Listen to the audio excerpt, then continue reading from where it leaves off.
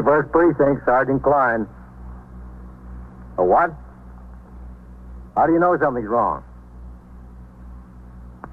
How many days haven't you seen him? How do you know he's been in the apartment all that time?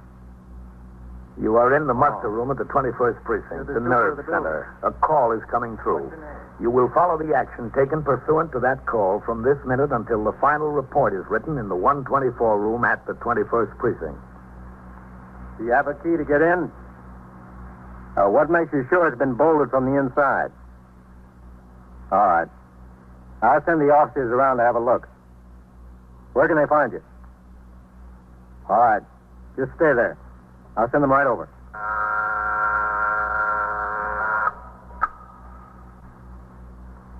21st Precinct. It's just lines on a map of the city of New York.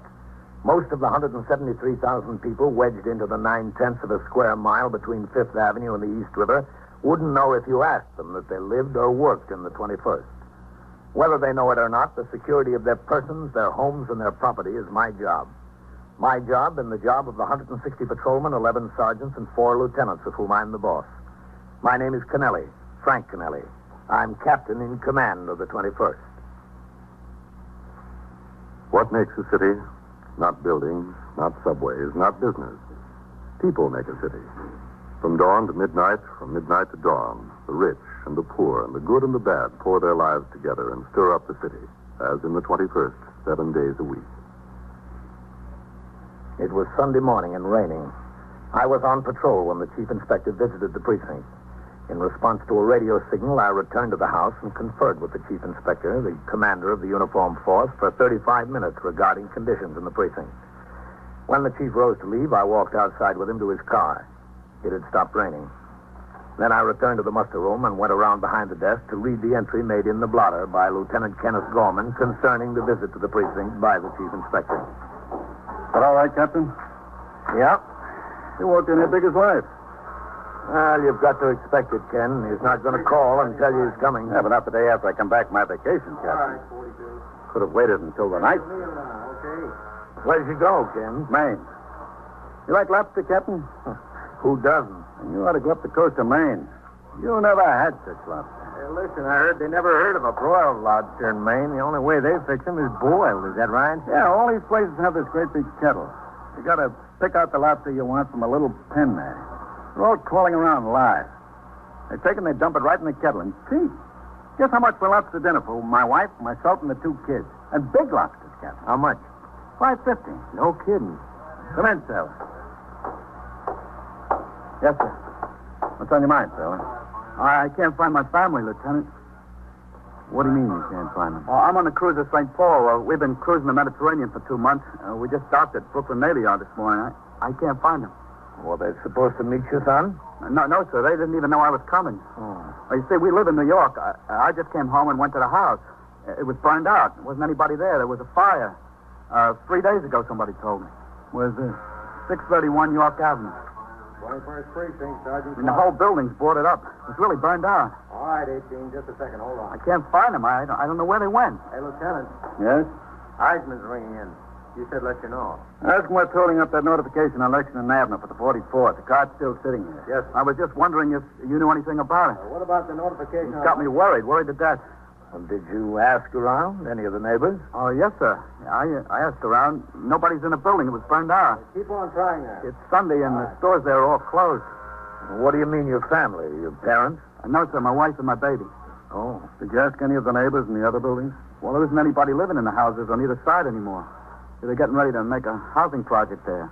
And besides us, there were only 5 or 6 families left in our house. Say, listen, do you remember the fire? A man over there told me there were some people killed. Do you remember that? Yes, there were some people killed. What's your name, sailor? Rawlins, Joe Rawlins. You run the cruiser St. Paul? Yes, sir. Gunner's mate, 2nd class. Say, listen, who was killed? Not my wife and baby. I don't remember the name Rawlins. I don't think so. Well, could you check? We're going to right now. I'll tell you what you do. Listen, how many people? 5. 5. Oh, God. Well, one of them was the city fireman, the other's lieutenant. I gotta know. How soon could I know? Well, I'll tell you what to do, son. I'm Captain Kennelly. Yes, sir. And that's my office right across the room there. It'll take a little while to look up the reports. Why don't you just have a seat in my office until we find it? Oh, that's all right. I don't mind. Well, it'll take a few minutes, Joe. You go ahead and sit in there. I'll be right in. Yes, sir. All right. I asked Sergeant Klein to get out the aided case cards and the unusual occurrence report for the fire at 3:30 in the morning 2 days before. It took a few seconds, not a few minutes, but I wanted the chance to read over the reports before I spoke to the sailor again. I read them and gave Sergeant Klein and Lieutenant Gorman instructions to call the Missing Persons Bureau and the Office of the Chief Medical Examiner to get more information concerning their subsequent investigations. Then I walked across the muster room to my office.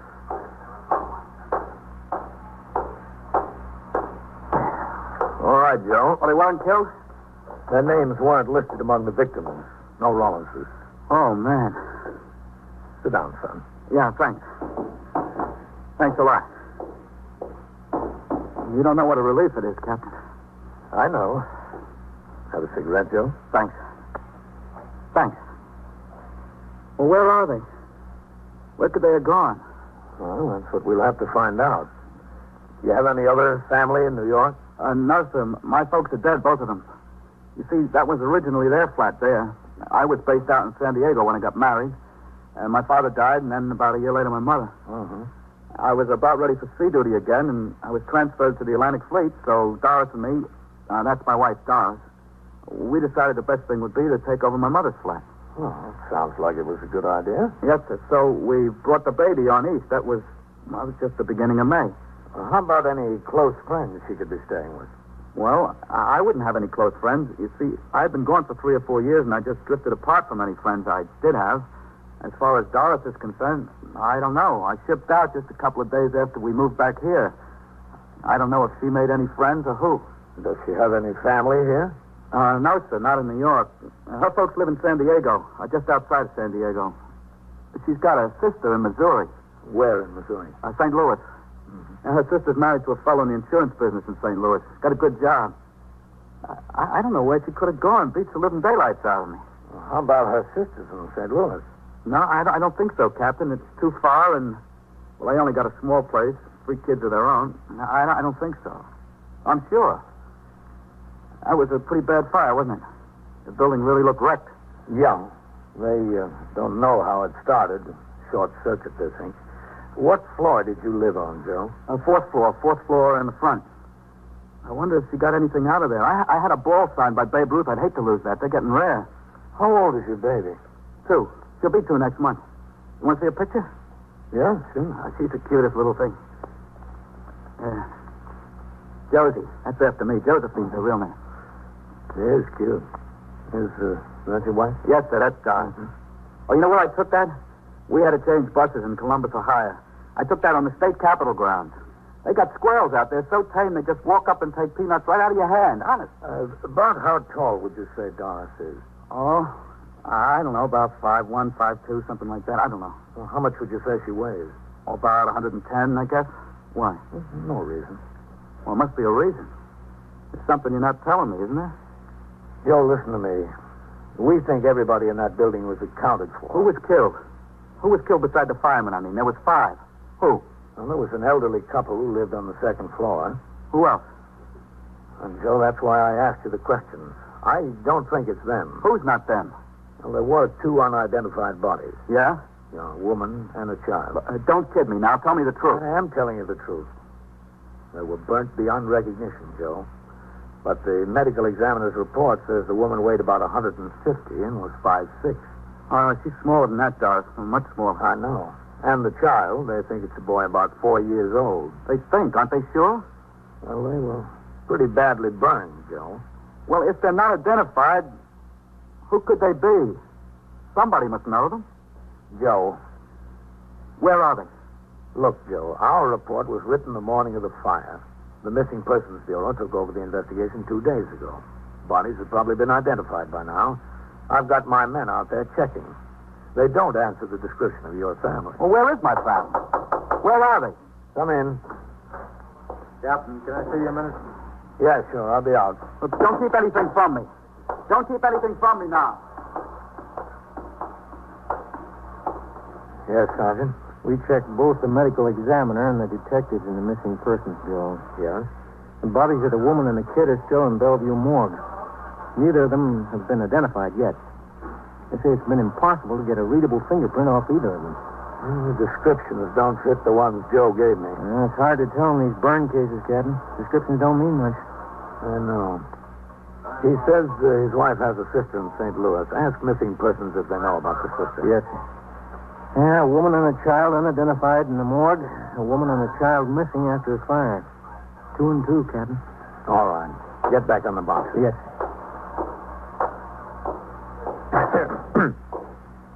It's them, isn't it? That's what he told you? No, that's not what he told me. Well, then where are they? What happened to them? We haven't any idea, Joe. But we're sure going to find out. A little before noon that Sunday, I put out a call for the patrol sergeant, Timothy Waters. He was instructed to come by the station and pick up the sailor. Together, they drove over to the burned house and sought out the patrolman on post.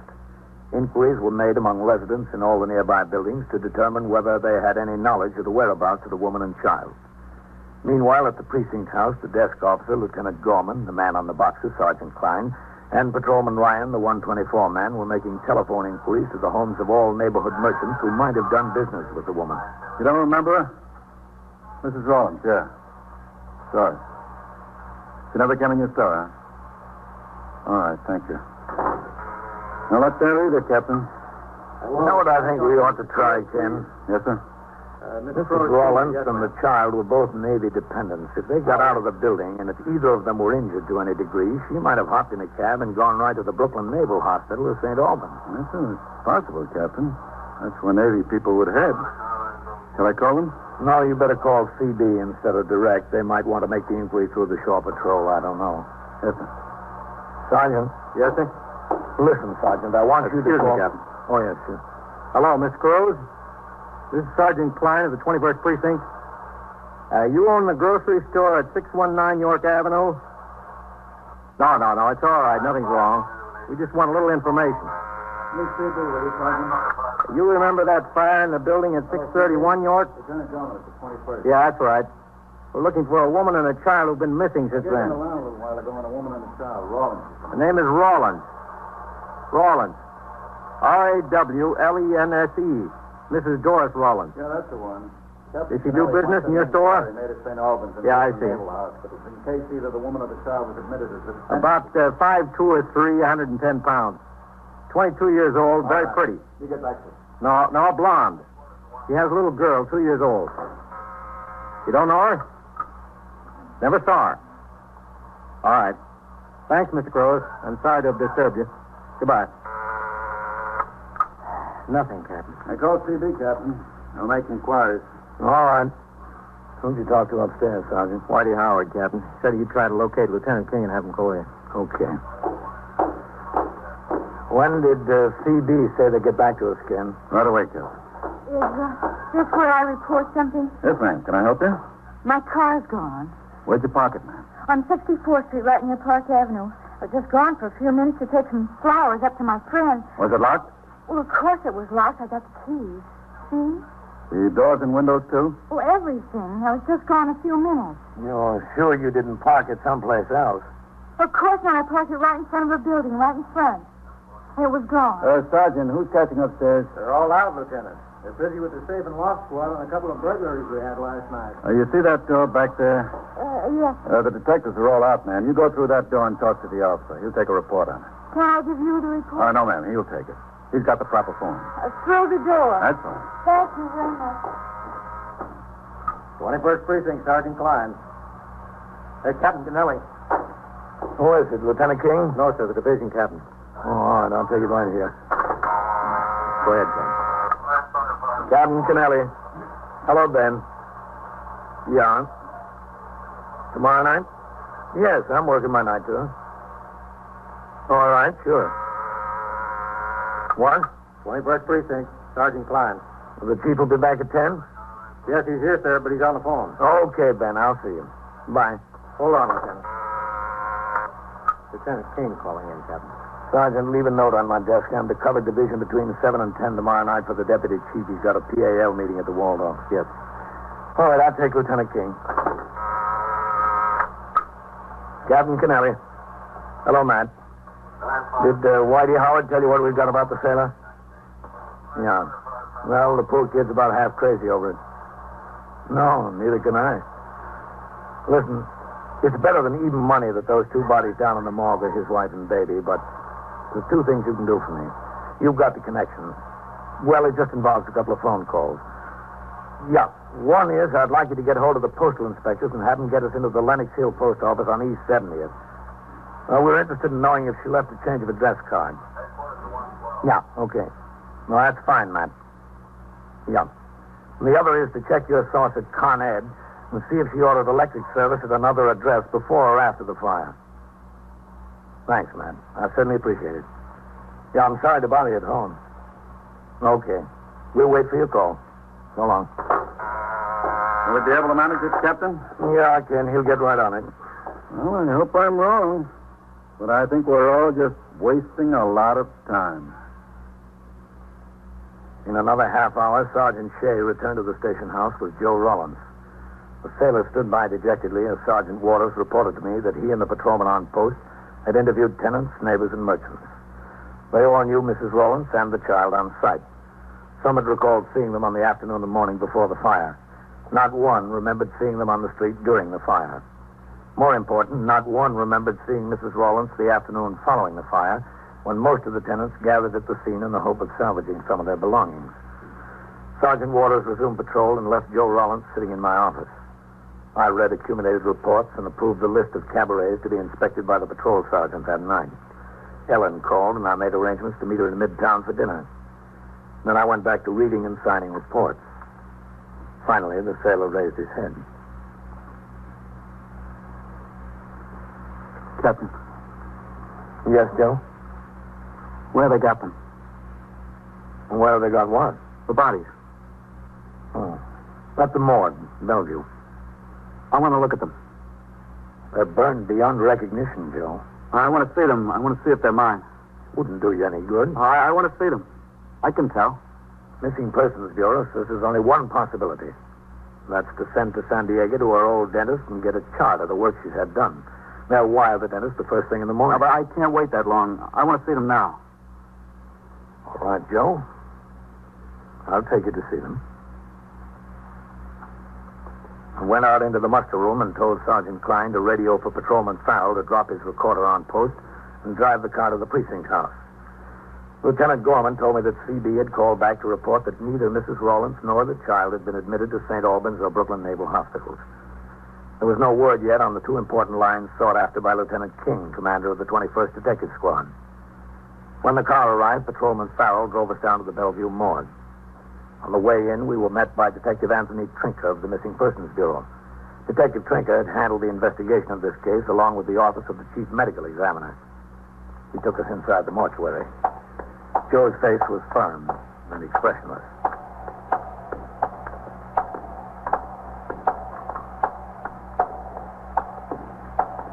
All right. That one, Arthur.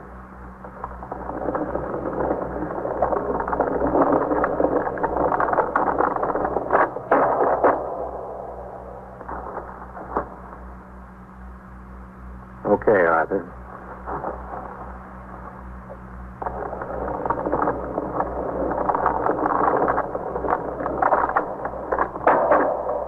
Over here now.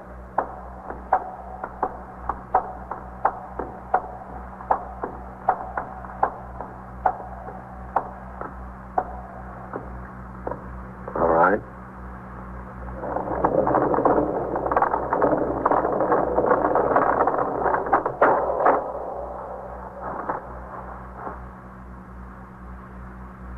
They don't even look like people. All right, Arthur. Thank you.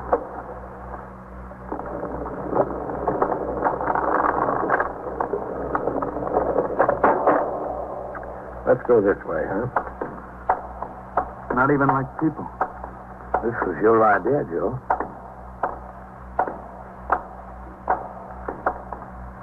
Through there.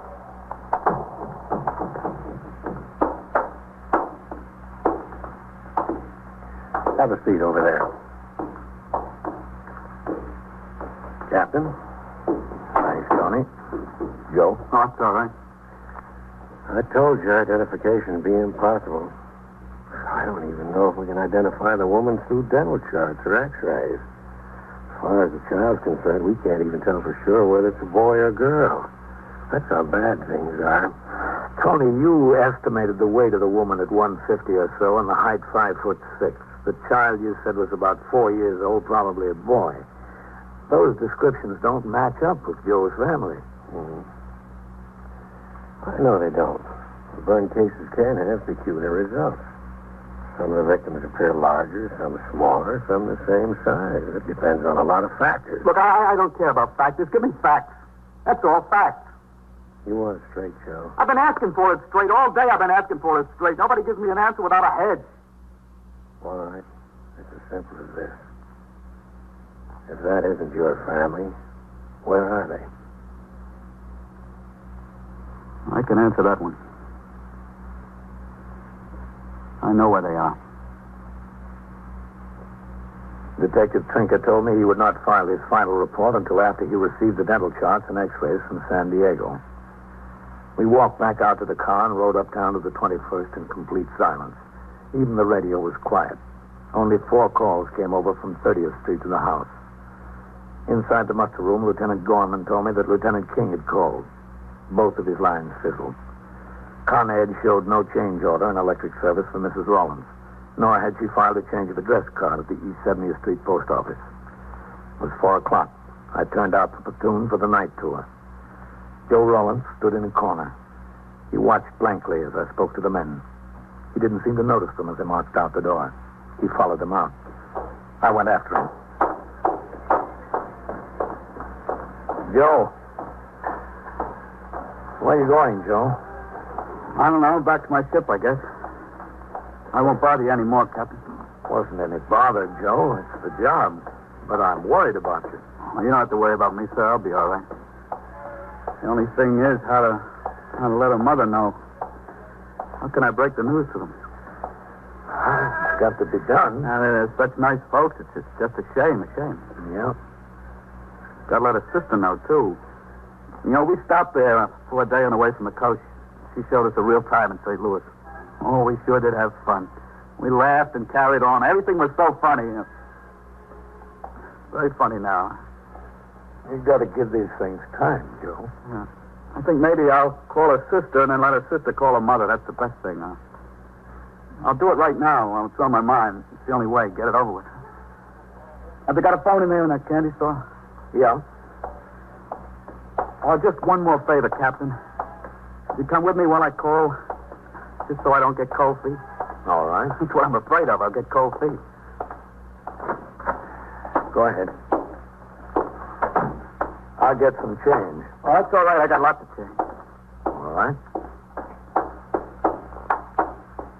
I'll leave the door open, all right? Sure, if you want. I got her sister's number in my wallet. You know, in case of emergency. You dial 211. That's long distance.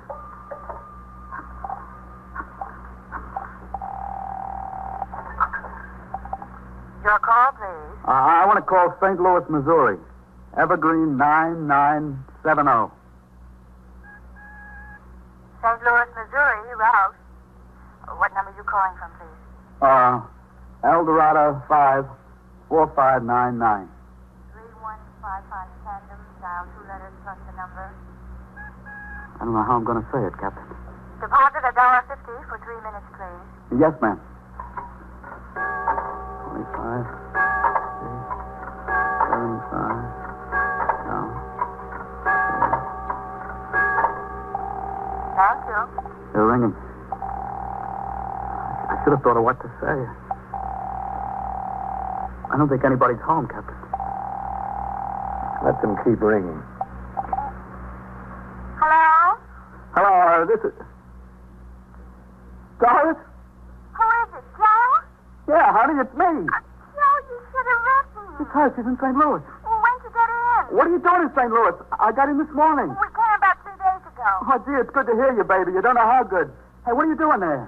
Bill wired me down here to have an operation. Oh, yeah? No one to take care of the kids, so I just left in an hour's notice. Oh, Oh, how is she? Oh, she's getting along fine.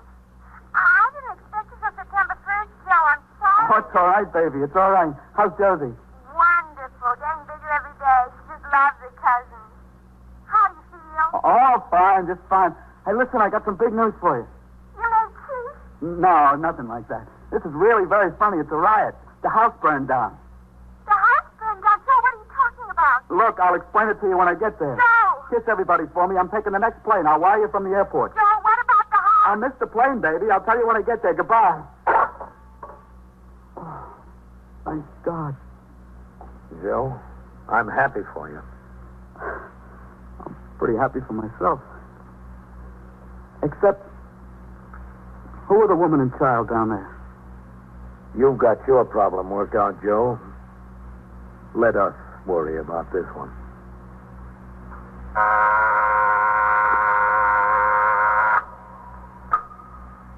21st Precinct, Sergeant Klein. A truck ran into what? A store? Where is it? Where? 622? Speak into the phone, please. Did it jump the sidewalk? Is anybody hurt? How many people are hurt? Speak a little louder, will you, please? What did he do? And so it goes, around the clock, through the What? week, every day, every year. A police precinct in the city of New York is a flesh and blood merry-go-round. Anyone can catch the brass ring, or the brass ring can catch anyone. 21st Precinct, a factual account of the way the police work in the world's largest city, is presented with the official cooperation of the Patrolmen's Benevolent Association, an organization of more than 20,000 members of the Police Department, City of New York. Everett Sloane in the role of Captain Kennelly, John Sylvester as Joe. Featured in tonight's cast were Jean Gillespie and Angie Strickland, Lawson Zerbe, Santos Ortega, and Bob Simon. Written and directed by Stanley Niss, produced for CBS Radio by John Ives. Art Hanna speaking.